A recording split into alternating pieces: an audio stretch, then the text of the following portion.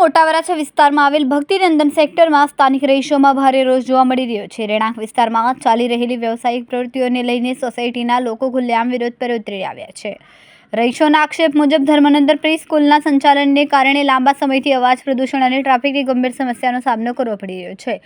અનેક વખત રજૂઆતો કરવા છતાં સમસ્યાનો કોઈ ઉકેલ ન આવતા સોસાયટીના લોકોએ બેનરો લગાવીને વિરોધ નોંધાવ્યો હતો।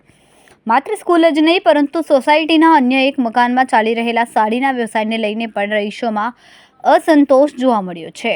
રહેણાંક વિસ્તારને વ્યાવસાયિક હબમાં ફેરવવામાં આવી હોવાના આક્ષેપો સાથે સ્થાનિકોએ વિરોધ વ્યક્ત કર્યો છે। રહીશોનું કહેવું છે કે સુરત મહાનગરપાલિકા કલેક્ટર કચેરી તેમજ મુખ્યમંત્રી કાર્યાલયમાં લેખિત અને ઓનલાઈન અરજીઓ કરવા છતાં આજ દિન સુધી કોઈ અસરકારક કાર્યવાહી કરવામાં આવી નથી, જેના કારણે તંત્રની કામગીરી સામે પણ અનેક સવાલો ઊભા થયા છે।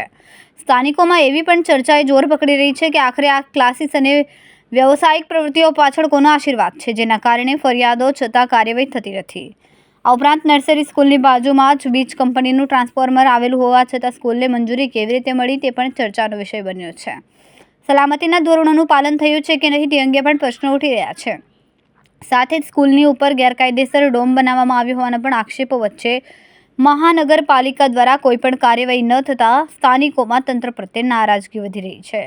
હવે જોવાનું રહેશે કે સ્થાનિકોના આક્ષેપો અને રજૂઆતો બાદ તંત્ર જાગશે કે પછી રહીશોના પ્રશ્નો ફરી એકવાર કાગળ પૂરતા સીમિત રહી જશે।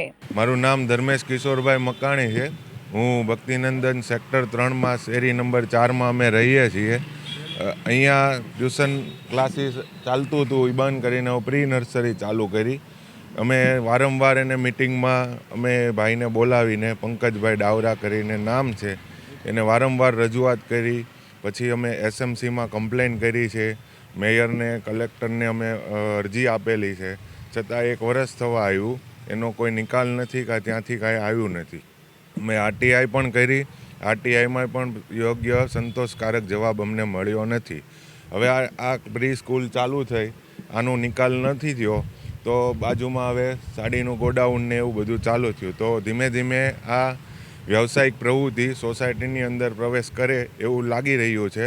છતાં અમે અરજી કરી છે, એનો કોઈ નિકાલ નથી આવતો અને સોસાયટીને બહુ અડચણરૂપ થાય છે।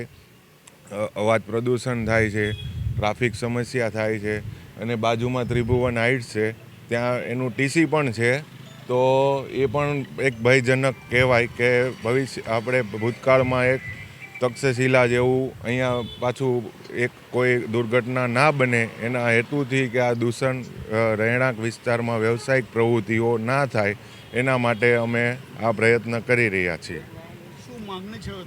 અમારે બસ આ રહેણાંક વિસ્તાર છે તો એને વ્યવસાયિક પ્રવૃત્તિમાં એનો ન થાય એના માટે અમારે બસ અહીંયા રહેણાંક વિસ્તાર છે તો અહીંયા રહેવા માટે ને શાંતિ જળવાય એ માટે અમે પ્રયાસ કરી રહ્યા છીએ।